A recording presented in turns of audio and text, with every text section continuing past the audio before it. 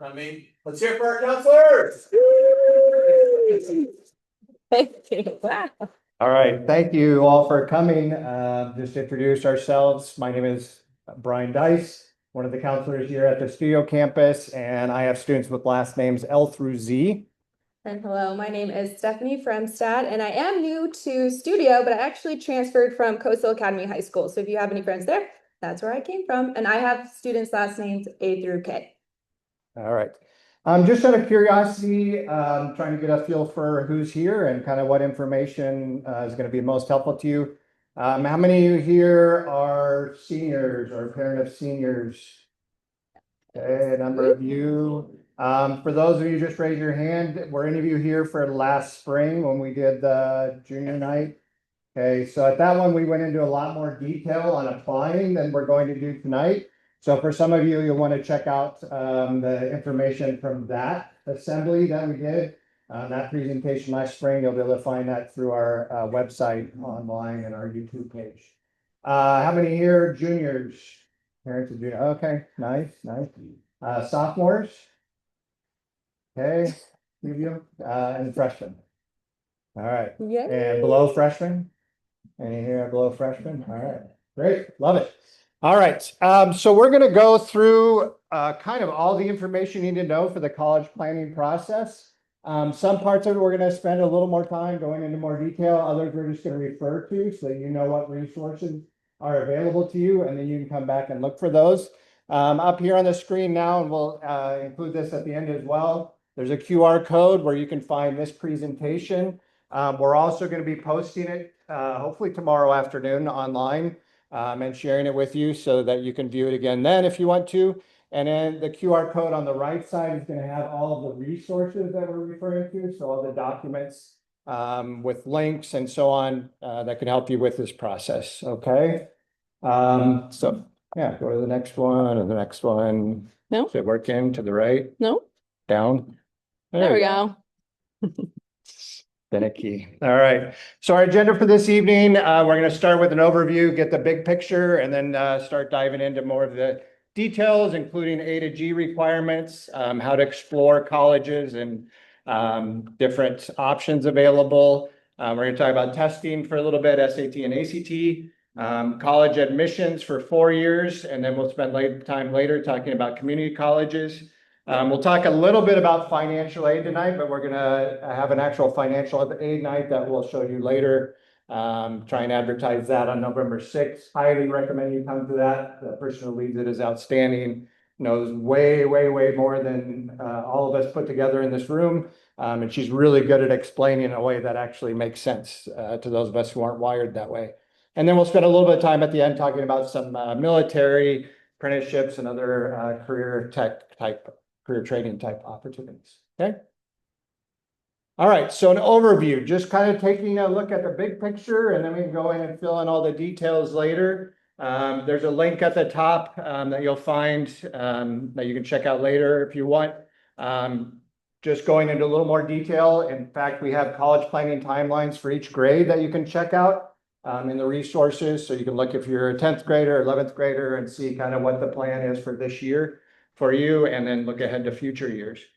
So big picture, number one thing that you're already doing is taking college preparatory classes that are going to prepare you well for college and for your future. The recommendation is that each year you are taking challenging college preparatory classes, the most challenging schedule you can handle well with everything else going on in your life. So pushing yourself academically, we'll talk more about that in a bit. Using available resources to explore options. We're going to spend a lot of time on that this evening, so you know what resources are available to help you with that.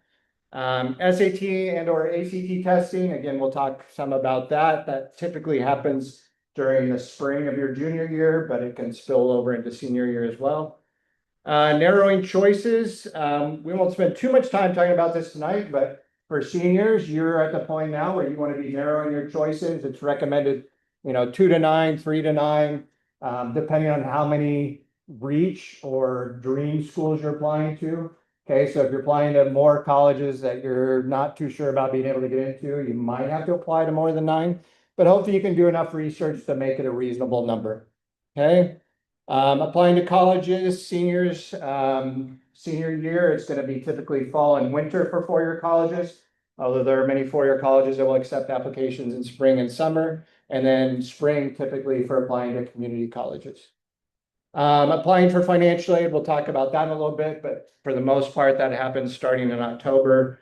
So that would be now, senior year. And then make a final decision. We're not going to talk about this later, but I always find this a helpful thing to put up there. You don't need to make a final decision of where you're going to college until May 1 of your senior year. Okay, official notification day.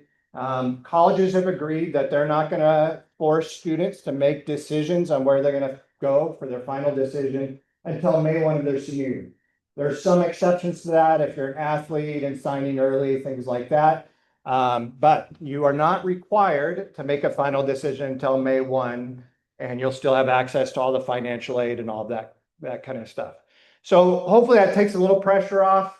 Even those of you as seniors, we would tell you, your job now is not to figure out where you're going to college next year. Your job is to figure out the options, narrow them down, your application, make sure you're on top of all of that so that you're able to make a final decision by May 1. Okay? All right. Next one. Okay. So we're kind of going to talk about now some requirements when we're talking about colleges. So how many of you know what A through G means? Do you know that term, A through G? You might have heard us in years past talk about this when we met with you students. But basically A through G is the requirements you must take to get into a UC or CSU. So what is that? The University of California's or the Cal States of California, or a four-year university. These courses ensure students are prepared for courses, majors, and programs offered at particularly a UC or CSU. The big thing about this, and this is what we track as counselor on our counseling team, is that all of your A through G courses, they must be passed with a C or better. So perhaps you've already taken a class where maybe you got a D in. We've tracked that to this point and made sure that you've either retaken it or we have a plan if you're wanting to be A through G eligible. For other colleges, course requirements go to, so this is another link. If you've scanned that QR code, make sure you check out all these links that we have throughout the presentation for you guys. You'll check out that collegedata.com. For each college, this is important, even if you're looking at like a private school too, click under the admissions tab and scroll down to the high school unit requirement or recommended. And so you can find it either under their admissions tab or even like first time applicants, you might see it. We often direct students, even if you're looking to go UC or CSU too, we'll always recommend to check out the website because that's constantly going to have the most up-to-date information. Things do change yearly, and we'll talk a little bit more about that, of some changes this year, but highly, highly recommend we're following A through G requirements for looking to go to a four-year university, but also just make a mental note, check your admissions tab on whatever school you're looking to apply to, check the admissions page for the most up-to-date information. So this is more of a visual here. So you'll see A through G requirements. You'll notice that a lot of them are quite similar to what you need for high school graduation requirements, right? So it's kind of designed that way. So you'll notice for us here up here for history, it's 2 years for the UCs. Well, we require 3, so you're nailing that. Nicely done. English, 4 years, 4 years. That's the same. Math, it's 3 years recommended. We also require 3 years through Math 3. And then you'll see science. It says 2 years lab science through chemistry or physics. And we also require 2 years. So that's usually your biology, or if you've done chemistry and physics, you're meeting those requirements. And then our languages, 2 years recommended. So if you've been A through G track, you probably did Spanish 1, Spanish 2, maybe French 1, French 2, or you did ASL even. That's going to count for that. And we only require 1 year. So there's that. And then we also— Can I just say real quick, Yep. that ASL 100, and this is true for other community college language courses, one course at the community college actually covers the first 2 years of the foreign language. So Yeah, good point. So ASL 100 is enough by itself. Yes. And then we've got our VAPA, that's a visual and performing arts class. It's the same for both. You'll see 1 year and 1 year. And then an elective course. They require 1 and we require 60 units of that. So a lot of what you're seeing for A to G is very, very similar to what's required for high school. The main thing with that, right, is making sure we're passing those classes with a C or better to maintain eligibility. And so just to clarify a little bit too, this gets confusing sometimes. So the C or higher is a requirement to be A to G eligible. So if you're considering applying, like Ms. Fremstad was saying, if you're applying to UC or Cal State directly, you have to have a C or higher or it does not count for them. That's not true for all colleges. That's just for the UCs and Cal States. For other private colleges, you can get a D, you pass it for high school, and that won't necessarily make you ineligible. But the UCs and Cal States are very strict about that. It does have to be a C or higher. Okay, that's okay. You're supposed to press the button. That's my bad. Okay, the college planning process, step 1 here. Here we go, you guys. So college selection, identifying the best fit school for you. So some things to think about on this next slide we'll show you. But basically, you want to look at a criteria for selecting a college, and you want to do a self-inventory. So what are your interests, your passions, your priorities in a college? And use our resources here to narrow your college search. So I'm going to go to this next slide here because it's a little bit more lengthy here. So best fit for you. So some things to think about when you're looking at what college is best for me, right? Of course, the type of college. Are you looking to go directly to a four-year university? Are you looking to go to a UC or CSU? Are you thinking private school maybe? You want to consider the type of college, maybe out of state. Those are all things to consider. So the location or environment too, the size, again, if you're looking to go to a public or a private, you might want to look at that. Another one that's pretty big, especially in our area too, right, is residential or commuter. I mean, we have a lot of people here who go to Cal State San Marcos, right? That's a CSU really close to us, and commute, and that saves lots of money on not living on campus. Or do you want to have that experience to be on campus and have that residential life and experience that? That's something to consider. I see someone hugging over here. only commuter. We live at home. We live at home.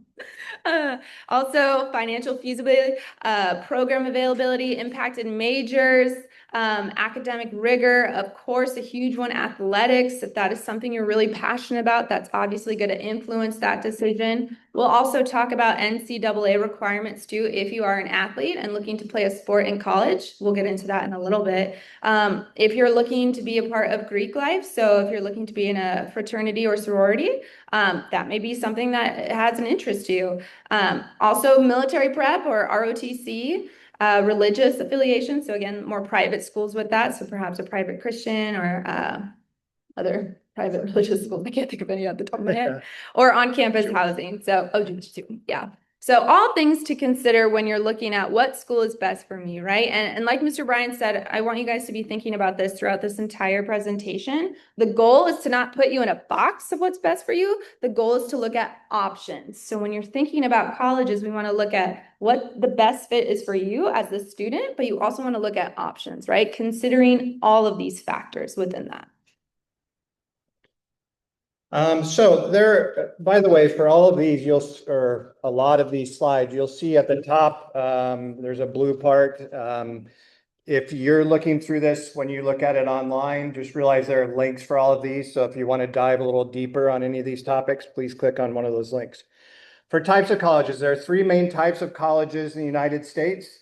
You have the specialized colleges. Those are going to be a lot of vocational technical schools, some Bible colleges, different types of 2-year or 1 to 2-year programs that you can take and get a specialized degree. Typically, it's going to be certification to work in that field.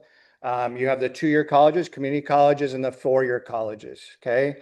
So for each of them, there are going to be pros and cons. And so, yeah, for you, it's just a matter of figuring out what's going to be the best fit for you.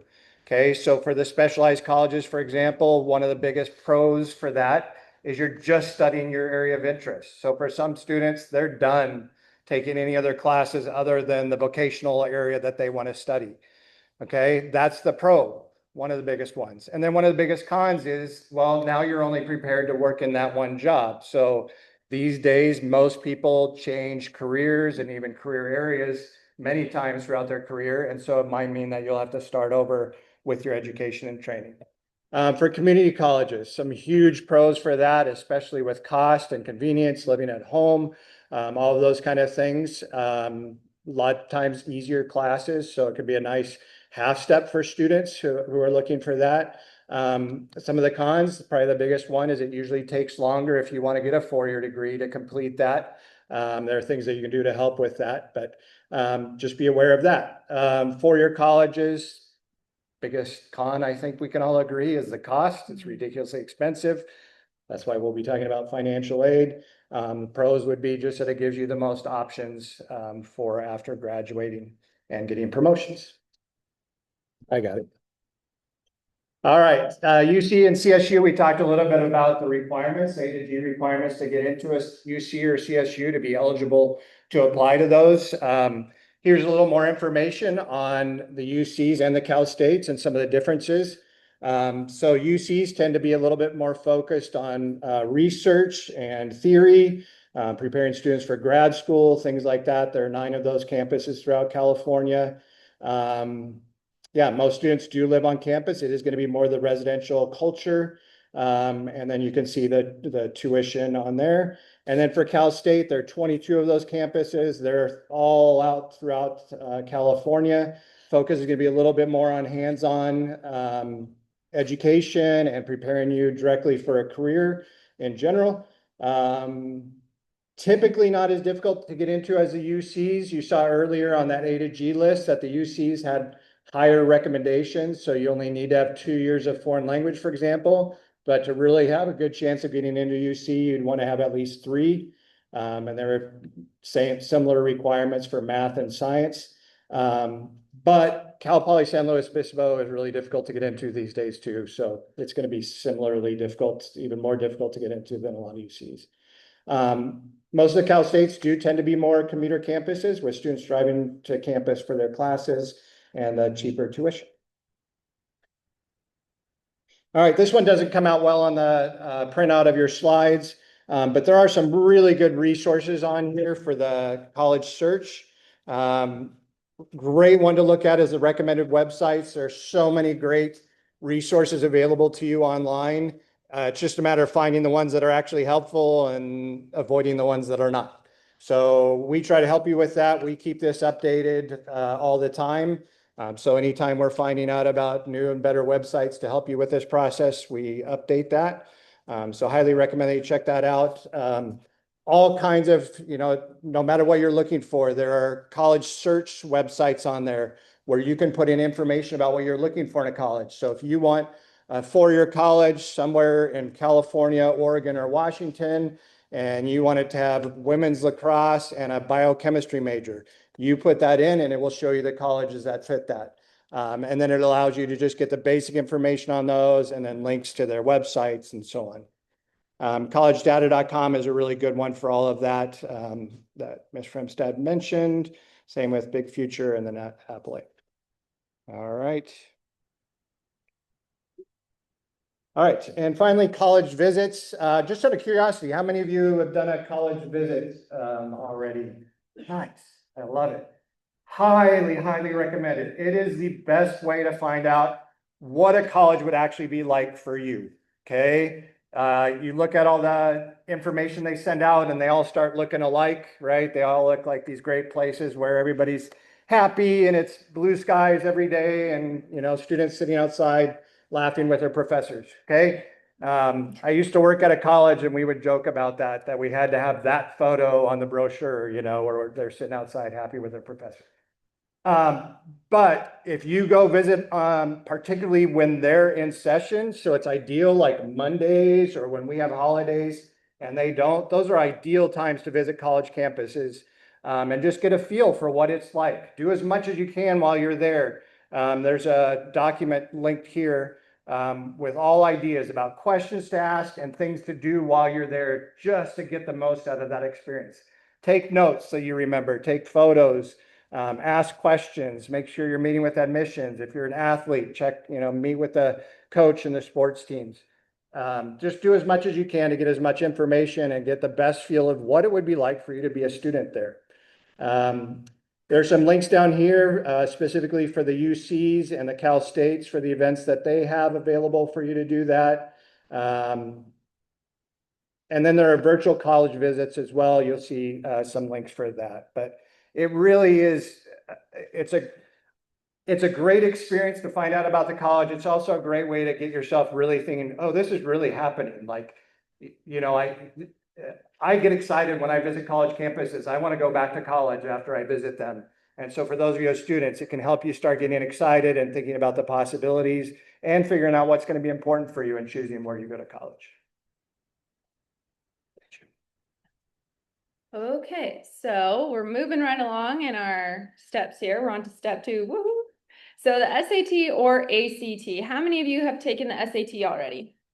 Some of our seniors probably have already. Yep, excellent. This is a question we get a lot from students and families. Do I need to take the SAT? And really our answer to this, it kind of depends. So you'll notice on here, some colleges require SAT or ACT. The biggest thing is to do your research. So the UCs and CSUs, for example, will not consider test scores when making admissions decisions. So they do not require the SAT. Now, that being said, a lot of students who are applying to UCs or CSUs will still come to us and say, should I still take the SAT? Why should I still take the SAT? And the answer to that is, well, you could, based on your score, potentially get a merit scholarship. So if you get a certain score, you can be provided a scholarship fund for that. It can give you, another opportunity for, I was going to say scholarships, but really that's my main one. I try to nail on is scholarships. It really can only benefit you in that regard. It's Placement. And placement, yes. But honestly, anything to get, that free money towards tuition, we want to encourage you guys to do that. And it can only benefit you, right, if you don't have to submit your scores. So there really is no negative in doing that. And that's why we kind of encourage students to still take it. But the biggest thing, again, going back to checking with the college admission site, right, on their website, is ensuring that you double, triple check to see, do they require an SAT or ACT? The ACT is often taken more on East Coast side. We don't really administer it here. We always do the PSAT. So usually your sophomore, junior year, we do the PSAT, usually in October. So it's actually, I think we're doing it on Monday already. But typically it's going to be the SAT on the West Coast. So You want to tell them about us? We're offering it here actually in the spring. So in March, you guys will see available to you, especially juniors, that you'll have the opportunity to take the SAT here. We highly recommend that. Otherwise, you're taking it on a Saturday somewhere else, either the SAT or the ACT. So it's really nice. Just take it here. It's a place you're familiar with, people you're familiar with. Just a good opportunity for you to do your best on that. And do realize too, yeah, that the ACT isn't as popular here in California, but for all colleges, the ACT and SAT count the same. Yeah. So if you're more comfortable with the ACT, it tends to be a little more straightforward with the questions, but there are more questions than on the SAT. There's also science reasoning section on the ACT. Other than that, they're very similar. So some students will take both just in case they end up doing better on one than the other. And again, like we were saying earlier, sorry, just check the links on here. You can get more information about finding which colleges are requiring or recommending the SAT or ACT, which ones are test optional, where you can take it and it can help you with admission, but you're not required. And then test blind, they don't accept it at all. Okay, so actually applying to colleges. So again, we're constantly looking at that admission site, right? You're checking the website, making sure you have the most up-to-date information. But generally, this is how the process will work. And again, we're going to dive into this right now. But you're going to check application for requirements and deadlines. That should be your step one always. When is everything due? What do I have to have in by? You want to know your deadlines. And you'll see we even have it at the bottom. What's your deadlines? Request a transcript if needed. You all have access to do that through Parchment. If you don't know how to access Parchment, please come and see us in the counseling office. Ms. Jen, Mr. Brian, or myself would love to help you do that because you might need to request it if you need it. Request letters of recommendation if needed. This is super important, you guys. So if you are requesting a letter of recommendation, you need to give your recommenders time. You do not want to request a letter with 2 days to spare because you're not going to get a good letter. I'm just telling you that. You're going to get something that's pretty to the point blank and not really thorough. So If you are doing letters of recommendation, please ask your recommenders well in advance. Again, knowing your deadlines so that you can give time to prepare for that, because you want someone to really give you the best possible letter and opportunity to like brag on you, right? So kind of keep that in the back of your head. You're not asking people 2 days before your application is due. You're giving them a couple weeks notice or even longer than that if you can. Writing personal statements if needed. We have a little link there for personal essay tips. Feel free to check that out. But if you're doing UCs, you'll have those personal insight questions. I don't know if those who are looking at going to a UC, we hosted a workshop for students on yesterday about this. So instead of doing a big essay for that, you're doing those personal insight questions. So there's 8 of them and you answer 4. So just something to prepare on that, because oftentimes students will think that that's easier, and honestly that can be harder because it's shorter and to the point. So definitely get eyes on that before you're submitting anything, really anything with college essays or personal essays. Make sure you have eyes on it, have a counselor review it, a teacher, a parent. Make sure you have multiple eyes that are kind of reviewing that, because it's a big deal. But we also, again, want to really make sure you are selling yourself there, but also everything looks good grammatically too. So you want to have double, more eyes on that too. And then of course, preparing any supplemental materials you need. And I'm not sure what this, it depends me, Mr. Bryant. I added this. So it depends. Just realize whenever you're wondering, do I have to have this to apply to colleges? Well, it depends on the college.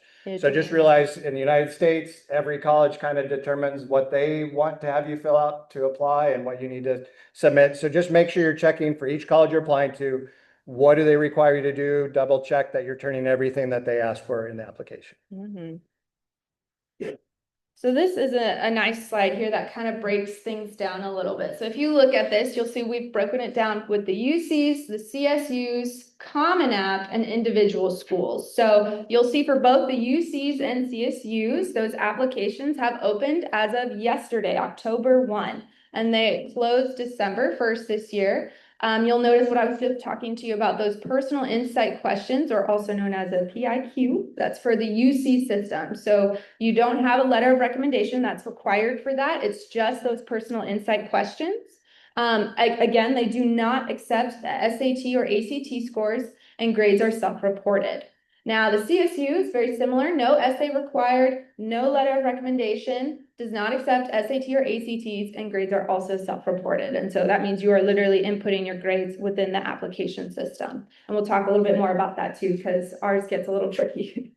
Also Common App. So this is basically an application window. It opens August 1, so that's been open now, where you can submit you can submit one application to multiple schools for that. And some of you have already gone on there and have put us as your counselor on that.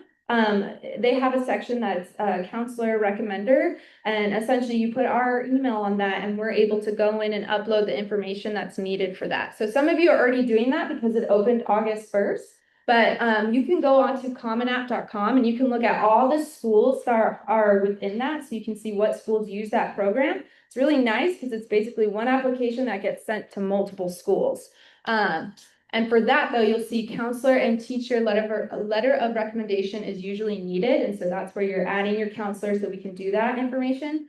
And additional materials may vary by school. So that's where you might see SAT scores. You might see essay questions, pending, again, what that school requires. So while Common App is nice because it's like a one-stop shop, you need to ensure, again, if you hear anything else tonight, check the admissions website for that school so you can see exactly what's the most up-to-date information. And then like individual schools, so application window may vary greatly, materials required vary greatly, and again, checking those schools' websites. So that could be more private schools, international schools, any sort of thing like that would fall under that category. Okay, another important one here, if you want to take a picture of this, star it, highlight it, whatever you need to do, types of admissions. So this is super important when you're looking at like college wording, because they use a lot of this language. So you'll see on the left-hand side there, early decision. So basically what happens with that is the application deadline is usually early, right? So it's usually October or November. So if that's been on your mind, you're probably already in that process or almost done with it by now. You're notified by admissions by December of your oh my gosh, what is the word that you got in? I'm totally blanking on the name. Accepted. Accepted. Thank you. I was like, it's an A. Accepted. It's binding. So that means that once you accept and you make that decision to go to that university, it's binding. You are basically on contract to go there. And so that can be a con for early decision if that's something that, you know, you're locked in and then you're like, oh no, I actually don't want to go here anymore. That could have a negative impact. So something to think about. It's only one application, right? Because you're doing an early decision. So typically it's one school because you're wanting to go to just that school. And the decision is deadline is automatic. Then you have early action, so very similar to, it's October to November and you're notified in December. It is not binding, so that means you do not have a contract. There is no limit on the number of applications you can submit, and the decision deadline is May 1st. And what that means is that's when you have to make your decision on whether or not you're attending that university. That's what decision deadline means, May 1st.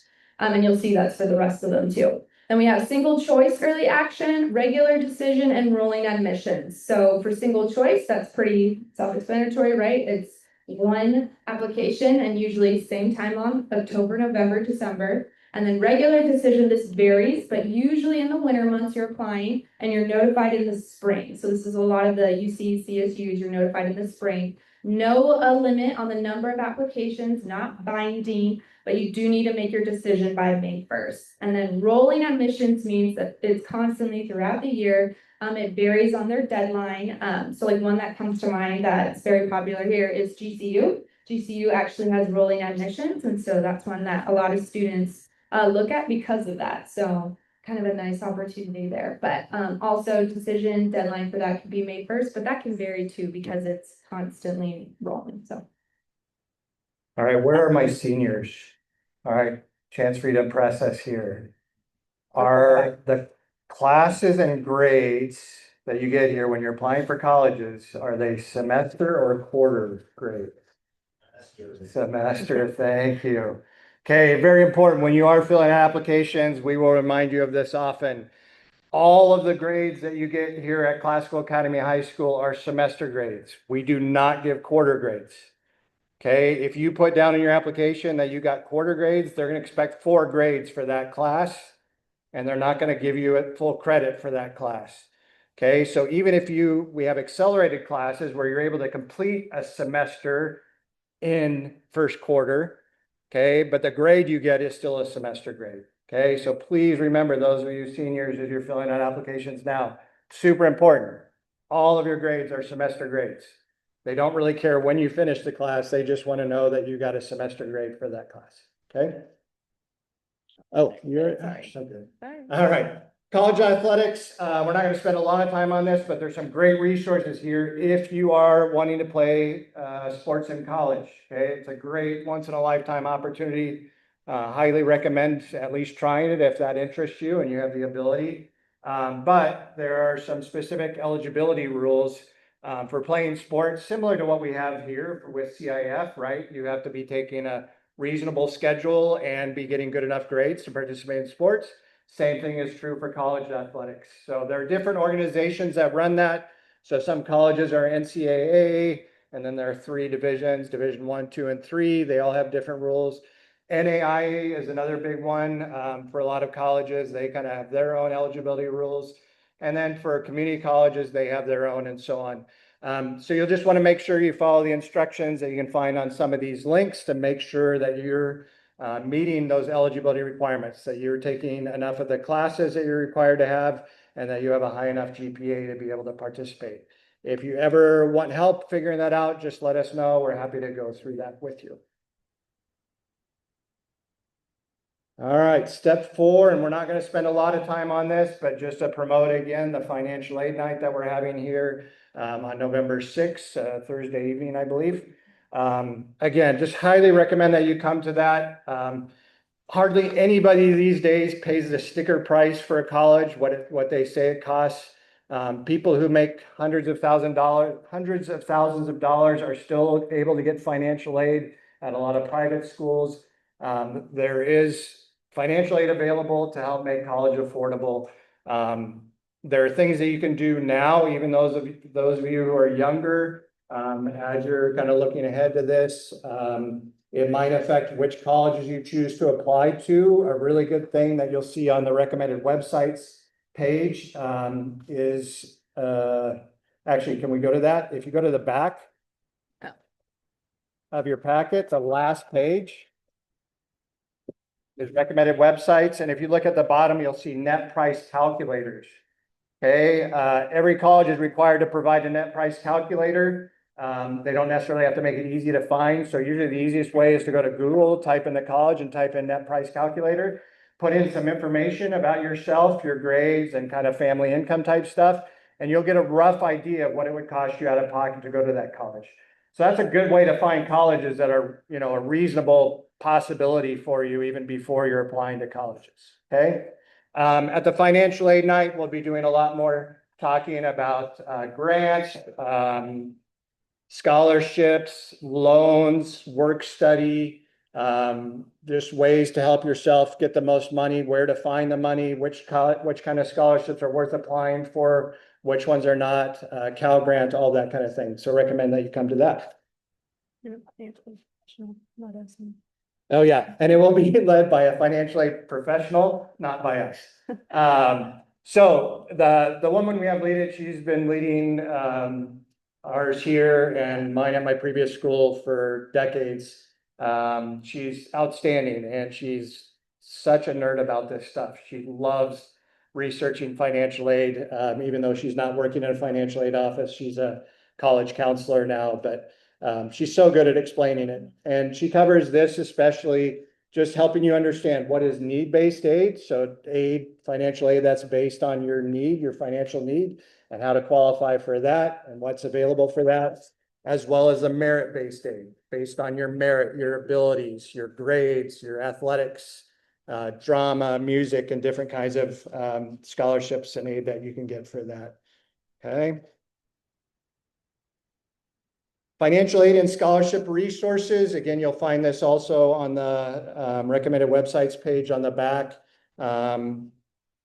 FAFSA.gov. So to qualify for most financial aid, at least need-based aid, you will have to complete the FAFSA form, the free application for federal student aid. That also opened this past week, officially October 1, but it opened I think 5 days early this year for some random reason. So for those of your seniors, and then every year after this that you're in college, you'll have to complete this each year to be eligible for need-based aid. They have streamlined it. It's not too terrible, especially if you're using your tax forms from previous year. Oh, there you go, since I'm talking about it. So you're actually using, I think it says 2024 tax forms for this year. So it goes the previous year. So you have those taxes available to you. So it should be pretty easy to fill out. When to complete it, they generally recommend, the deadlines depend on the colleges. So you want to check with the colleges again to find out what their deadlines are. But as a general rule, they say whenever the deadline is for your first college application, they recommend trying to get the FAFSA done around that time. So again, this is just for seniors that are applying to colleges this year. If you want to qualify for the Cal Grant, you'll want to complete that by March 2 at the latest. Okay. Whoops. Come on. No, you're going back this way. Pushing the wrong button. Yeah. I'm challenged. It's been a long day. Yeah, so a few more things on here. Thank you. Some colleges require, some of the private colleges require the CSS profile to get more information about your financial situation as a family. That does cost money, but there's a link for that. We have a scholarships page that we keep updated. So any scholarships that get advertised to us, we forward those to you through this scholarship page. You can find that through our website as well. College financial aid offices are a great resource, particularly the colleges that you're most interested in. They're going to be happy to help you. For local scholarships, there's an sdfoundation.org that you can check out, and then some other ones that you can use for searching for scholarships. And then down at the bottom briefly, Western Undergraduate Exchange, or WUI, there are some great deals. So you know that if you apply to a public university, one of the Cal States or UCs, as a California resident, it's going to be less expensive for you than for somebody applying from outside of California. Same thing is true the other way, though. If you're applying to University of Maryland, it's going to be more expensive for you than it is for somebody who's a resident of Maryland. The Western United States, the Western states, because a lot of them don't have as many residents as California, they've gotten together and they've given deals to students who live in the Western United States. So you don't necessarily have to be a resident of their state to get a really good deal on their public universities there. So if you're interested in finding a really good deal, I know we've had students go to some of the public universities in Utah, for example, and it was cheaper for them than at the Cal States through the WUI program. So there's a lot of great deals to be found if you're interested in colleges anywhere in the Western US. All right. Okay, so we're gonna shift a little bit from 4 years to community college now. But just as a reminder too, with FAFSA, you're applying for that every single year, right? So the first year, I will let you know it's gonna be a little bit challenging if you're new to it. It's a lot of information. They have tried to streamline it as best they can, but it's still a little bit challenging. So just know as you do it yearly, you will you will know it well, you'll know what you're doing, but give yourself a lot of grace that first time you're applying for it because it can be challenging. So community college, this is a great option if you're looking to get an AA or an AS degree, certificate programs, or general education. So in years past, community colleges used to get a really bad rap, and honestly, that trend has shifted a lot in the last 5 years. Especially, yeah, right, in our area, we have Palomar, we have Miracosta, some incredible local community colleges, but also a ton down south too. But this can be an incredible opportunity if you are looking for an option, not only to save money, right? We know that the cost is significantly different, but also if you're wanting to look for options to kind of explore different areas of what you want to study. If you're not ready to decide on a major, which is totally fine and understandable because making that decision at 18 can be very scary and you're likely going to change it. That's just the reality, and research shows that. Community college can be a great way to do that because you can explore a lot of different avenues in terms of majors or passions or anything like that through the community college. Because it's a cheaper price point, you have the ability and the flexibility to do that. Another bonus with that is for community colleges, the SAT and ACT are not required or needed, but again, we would recommend that you take it for scholarships.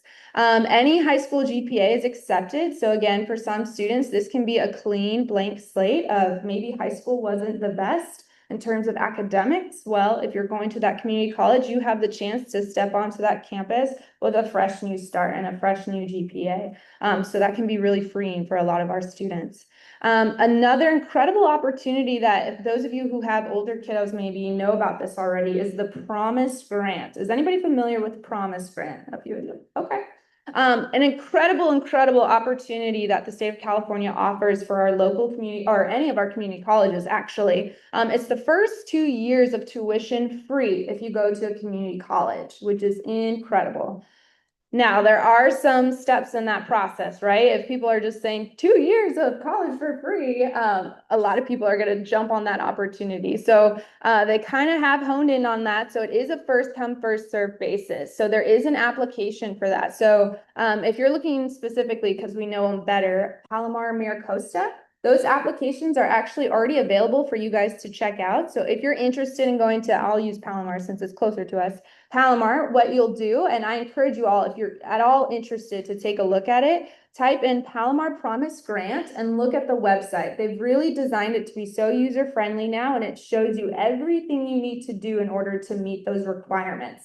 And you want to submit that now because it is first come, first serve basis. And so a quick little bit on that too. What you need to do for it, basically, you need to be a resident of California, which all of you are already doing that. You have to be taking a minimum of 12 units at the community college. So basically, you're a full-time student. You're taking at least 4 to 5 classes, which you probably would be anyway. And you need to fill out the FAFSA. So all students, you're going to be filling out the FAFSA regardless if you go to a 4-year or community college. You fill that out every single year. But specifically for the Promise Grant, you need to fill that out to be eligible.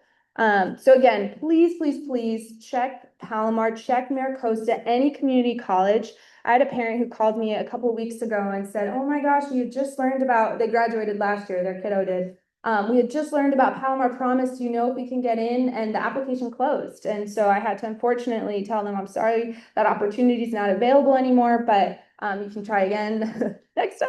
But so please take a look at it now, especially if you're a junior looking to plan. It's for sure seniors, if you're thinking of even the slightest chance of community college, look at it, please. But juniors too, start planning early for that because it gives you your first 2 years free. And what are you doing those first 2 years at a community college? You're doing your general education, right? So basically what your general education is, if you guys aren't aware, when you have a major, right, it takes 4 years to get your degree, so completing a major. So those first 2 years, regardless if you go to a four-year university, you're working on what's called your general education, which is usually about 60 units of general requirements that you need. So think like math, science, communication classes, English classes, some other electives, things particular to your major too, maybe at that time too. Or if you're trying to do an associate's degree, you might be going down that path too to take more classes at the community college. But typically, you're going to be taking this very similar classes, whether you go to a four-year or community college in terms of general education.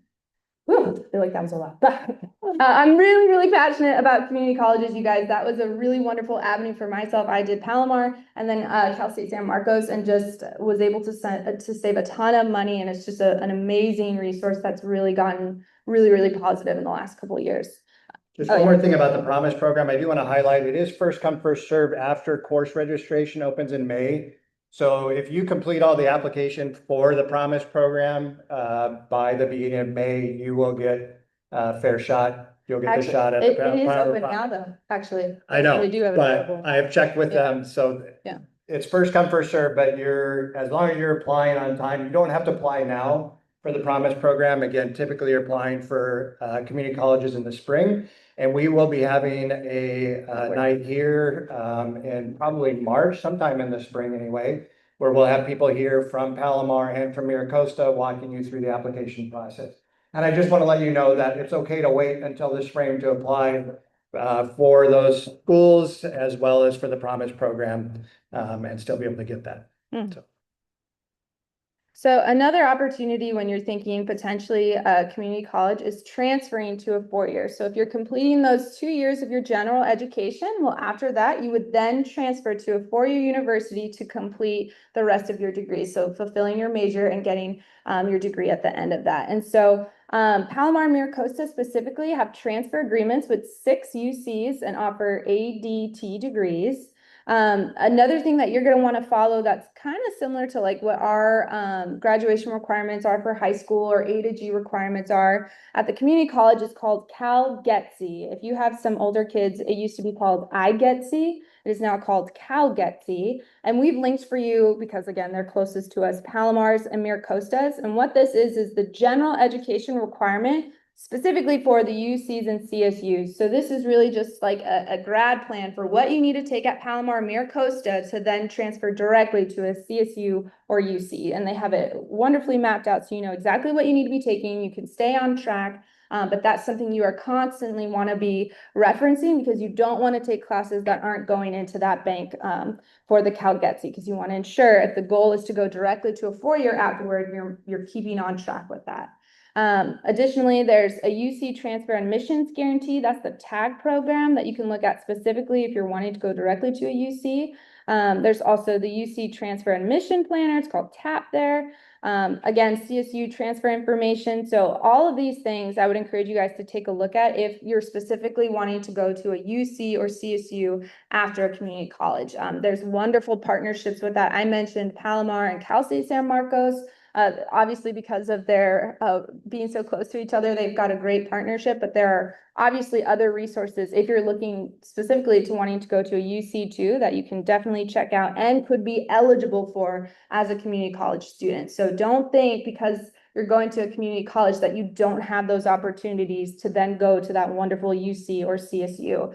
You still absolutely have that opportunity and pathway. But again, right, our theme from the beginning of this presentation is we want to have options. And so we encourage you to definitely look at it as an option to see what's best for you. And again, knowing what's best for you as you're looking at colleges, but also your family and your finances, definitely things to think about.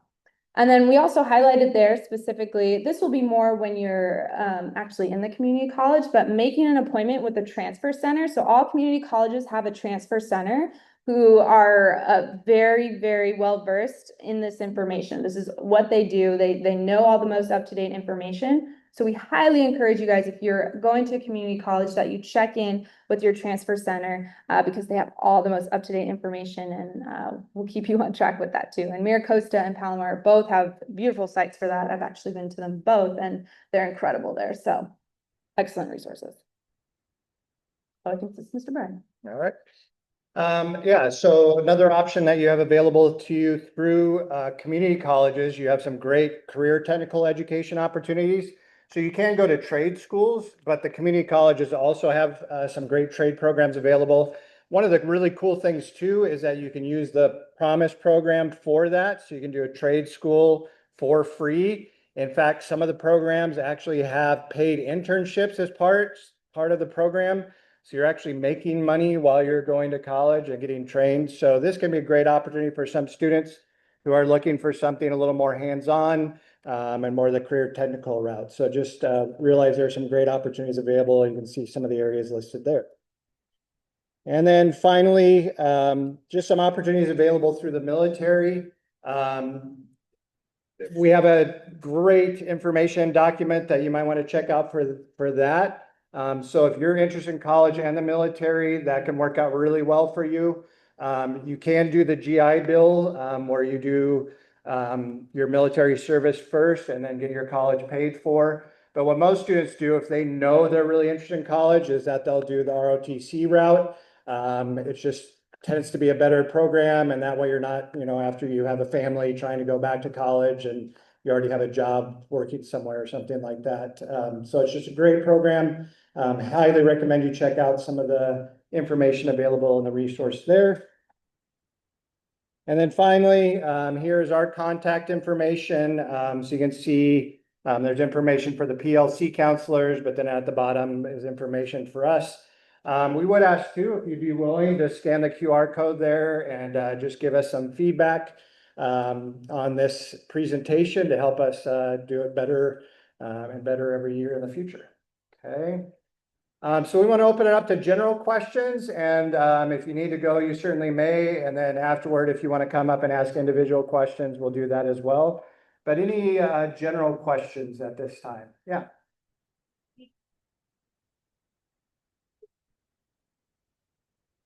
Right. Right. Yeah. Great question. So she's asking, for the UC and Cal States, Ms. Fremstad said that students self-report their grades. They're putting in the classes they took in high school, all the classes they took for the A to G classes, and then reporting the grades for those. If they end up enrolling in one of those colleges, one of those universities, then we submit a final transcript for you, okay? And then if you put down classes and grades that were different from what shows up on your transcript, you are no longer admitted to that college. And same thing can happen too if students, if a senior's grades drop dramatically after they've been admitted to college. There are many colleges, I know San Diego State brags about how many, just so many students who lose their acceptance to their college because their grades drop so much. For those of you who are like really high strung, super conscientious like I was in school, please don't think that, if you get a B instead of an A in that one class, you're gonna be out, okay? It's nothing like that. It's just, if you decide, hey, I'm in now, I may as well just blow off my classes, get Ds and I'll be fine. It doesn't work that way, okay? Other questions, yeah. The possibility of going really college and into CC. Do you think going to like the third year? When you see for the 2 years of community, just that next year, If you want to say more about that. Done the right. Pretty much, yeah. So again, it does depend on what major two you're looking at and the school, but typically that is the streamline of it, that the first 2 years you're typically doing those general educations. And then once you transfer, you've already selected a major that you're going to start with. And usually you'll start with those lower courses for that specific major, but it does depend on the school and what major you're going into. Does that answer your question? That's just wondering what credit that makes 60,000 a year, 2 years, 3 years. Yeah, so I so we go back and forth. We do. This is kind of This is a fun. great thing. So she did community college and loved that, would never do anything differently. I went directly to four-year. I love it, would never do anything different.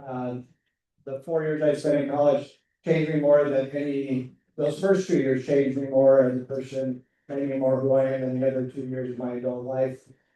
So I would say part of it depends on the college. Some of them aren't like that. Like the college I went to, you would not have been able to do 2 years of general education and then 2 years in your major and minor. So for me, when I got a double major, it would have taken me 5 years to graduate if I had started community college.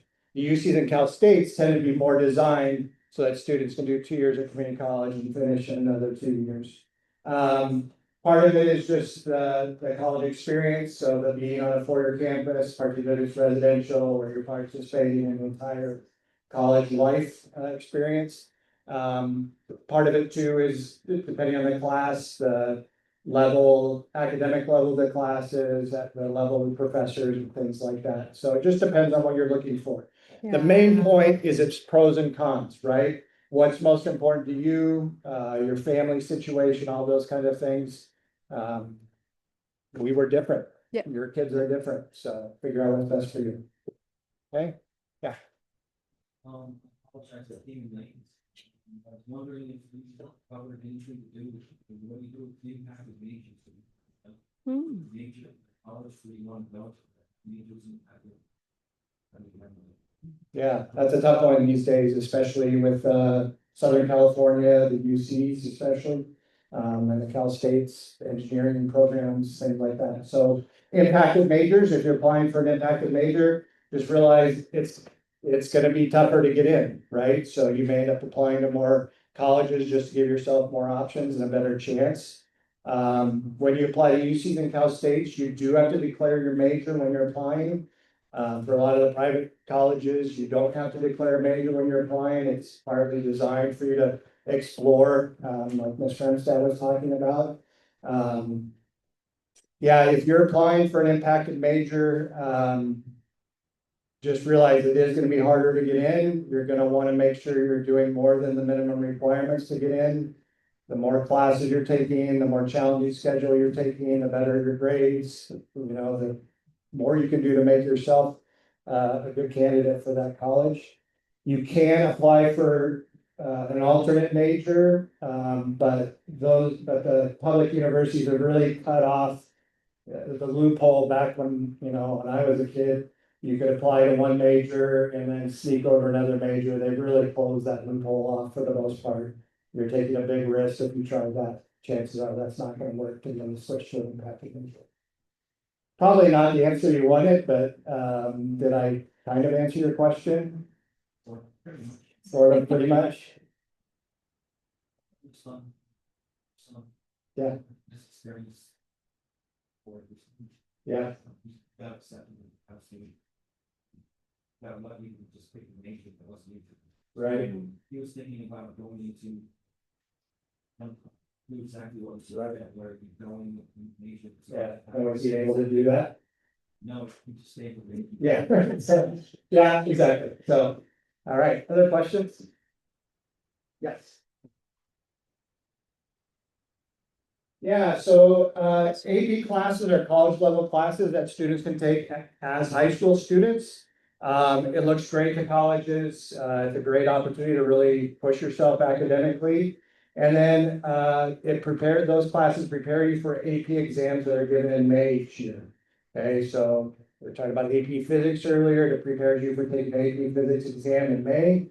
If you do well enough on that exam, all colleges will offer you college credit for that area. So you get college credit for physics, taking an AP physics class, and by doing well enough on the exam.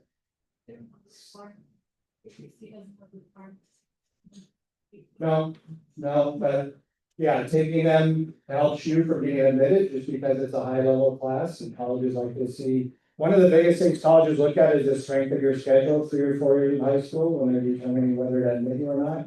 So those AP classes definitely help. Similarly, concurrent enrollment, taking community college classes while you're in high school, exploring things, taking some of those upper level classes. That's a great opportunity. You're taking one class for free and you're getting high school credit and college credit both. So each college, remember I said it depends earlier, that applies here too. Each college determines, you have to get a 3 or higher to get that credit for it on the AP exam, scores go from 1 to 5. Does that get you out of that whole requirement? What if you're majoring in that area? Some colleges say, hey, if you're majoring in this, you have to take all of your major classes with us. So it depends. Okay. All right, couple more and then we'll let you go if you want. Yeah. What if you're taking an AP class in your senior year? Yeah, so you don't necessarily have to report AP scores when you're applying. You can let them know and it can help you, right? If you're saying, hey, look at all these AP, I did great on my AP exams. But the main idea of the AP exam is to get you the college credit. It's not mainly for getting admitted to colleges. Does that make sense? And so when you finish all of your AP exams at the end of your senior year, by then you'll let them know which college you're going to. And then once College Board, they're the ones that run APs, once they have all of your AP exam scores, they'll send those scores to your college, and then you can get the college credit at the college you go to. Okay? And it's weighted too, so AP classes Yeah. are weighted, so it will benefit your GPA as well, right? That's right. So for most classes, you get 4 points for an A. That's why you're somebody with a 4.0 average. That's an A average. For AP and honors classes and concurrent enrollment classes now, that gets bumped up to 5. Okay, so instead of getting 4 points for an A, now you get 5 points. Instead of getting 3 points for a B, now you get 4 points for a B. So, yeah. Yeah. It depends. Yeah, it really depends. Most colleges do. And in fact, most colleges, well, a lot of colleges will calculate their own GPA for students and they decide what gets how many points, right? So maybe they say, you know what, honors, that doesn't get 5 points, that only gets 4.5 for us. So they'll calculate it that way themselves, but yeah, it really does depend. Oh, okay, that's on the college board app, but isn't there a website where you can look at what you can actually put in like the AP class and then it'll tell you what colleges will accept it, what if you have to do like 3, 4, 5. Yeah, and you can look it up by college as well. So if you have a college, you can see which AP they'll take and what it will do for you. So, yeah. Good. Can you explain the types of admission? Is that college dependence, or the college is said? Yeah, so we're back to our depends, right? Each college determines how it runs their application process. And so what Mr. Instead was saying is that some colleges do only regular admission. So UC and Cal State, they only do regular admission. The deadline is December 1 for everybody. There's no early action or anything like that. Other colleges, like she mentioned, GCU, they do rolling admission. Okay, so instead of having a set deadline and they wait until then to determine who gets in, they just kind of take applications as they go. So I worked at a college that did that. Some students found out 2 weeks later that they were admitted. Okay, for UC and Cal State, you won't find out until March if you get admitted, even if you apply right now. And then some have early action where you can apply earlier and find out early if you've been accepted. It's just college dependent. It just depends on the college. Yeah, you'll see on there, again, look at their websites, find out how they do their applications and what they should do for that. Okay, one more. That was kind of my question, but the early decision, I've heard there's something like for trying to get like into athletics, you can ask for early decision, or is that still?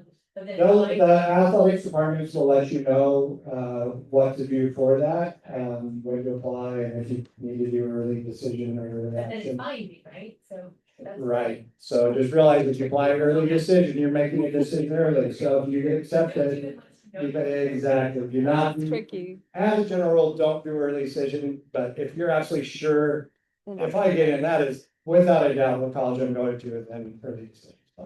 Otherwise, early action is safe. You're just acting early and finding out early. All right, Lee, thank you guys very much for being here and for your patience. We can put up that last slide again, just if you want to see. And then remember on the back of those recommended websites too. So, all right, if you have any individual questions, please feel free to come up and ask us. Thanks again for coming.